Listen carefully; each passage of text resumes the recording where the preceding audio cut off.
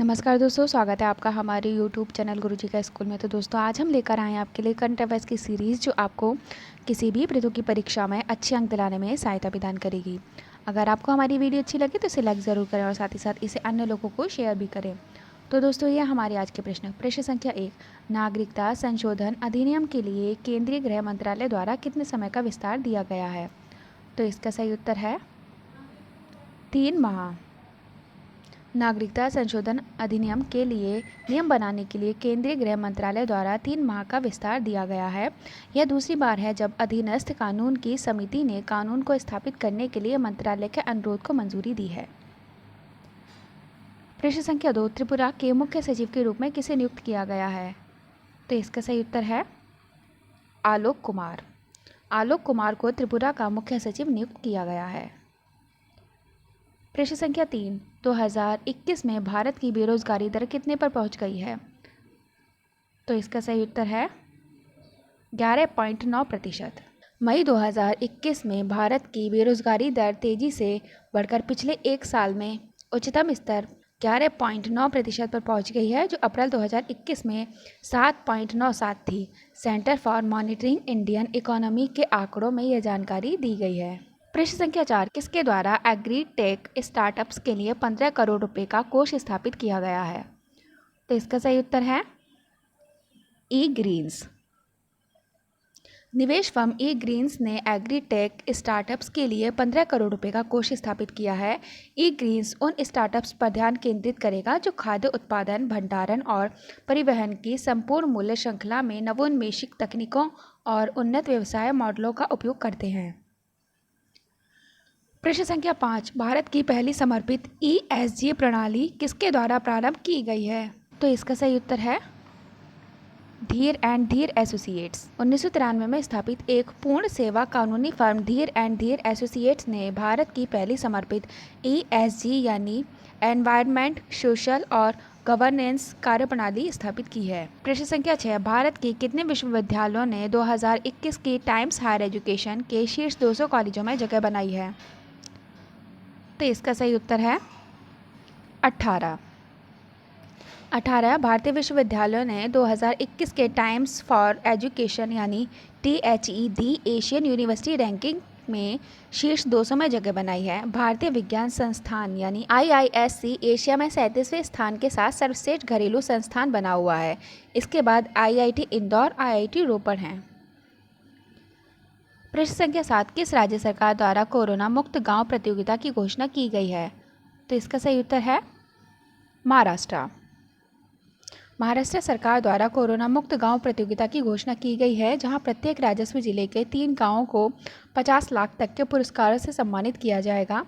पहला पुरस्कार 50 लाख, दूसरा पुरस्कार 25 लाख और तीसरा पुरस्कार 15 लाख रुपए का होगा। प्रश्न संख्या 8, किस राज्य सरकार द्वारा कृषि भूमि का डिजिटल सर्वेक्षण किया जाएगा? तो इसका सही उत्तर है तेलंगाना। तेलंगाना सरकार राज्य में कृषि भूमि का डिजिटल सर्वेक्षण करेगी। शुरुआत में 11 जून 2021 से प्रायोगिक आधार पर राज्य भर के 27 चुनिंदा गांवों में सर्वेक्षण किया जाएगा। प्रश्न संख्या 9, वायुमंडल और भूवैज्ञानिक विशेषताओं की जांच के लिए किसके द्वारा शुक्र पर 2 नए मिशन को भेजा जाएगा? तो इसका सही उत्तर है नासा। वायुमंडल और भूवैज्ञानिक विशेषताओं की जांच के लिए नासा शुक्र ग्रह पर 2 नए मिशन भेज रहा है। शुक्र सूर्य से दूसरा ग्रह है और सौर मंडल का सबसे गर्म ग्रह है, जिसका तापमान 500 डिग्री सेंटीग्रेड है, जो लेड को पिघलाने के लिए पर्याप्त है। प्रश्न संख्या 10, 2 दिवसीय शिखर सम्मेलन के लिए G7 देशों की मेजबानी किस देश द्वारा की गई है? तो इसका सही उत्तर है ब्रिटेन। ब्रिटेन के द्वारा 2 दिवसीय शिखर सम्मेलन के लिए G7 देशों की मेजबानी की गई है। विकासशील देशों में स्वास्थ्य में सुधार के प्रयासों में प्रगति पर एक G7 रिपोर्ट भी प्रकाशित की गई है। प्रश्न संख्या 11, विश्व साइकिल दिवस कब मनाया जाता है? तो इसका सही उत्तर है 3 जून। विश्व साइकिल दिवस हर साल 3 जून को मनाया जाता है। वर्ष 2021 का विषय एक सरल, टिकाऊ, किफ़ायती और विश्वसनीय परिवहन के रूप में साइकिल की विशिष्टता, बहुमुखी प्रतिभा और दीर्घायु है। प्रश्न संख्या 12, आर्टिफिशियल सिनेप्टिक नेटवर्क किसके द्वारा तैयार किया गया है?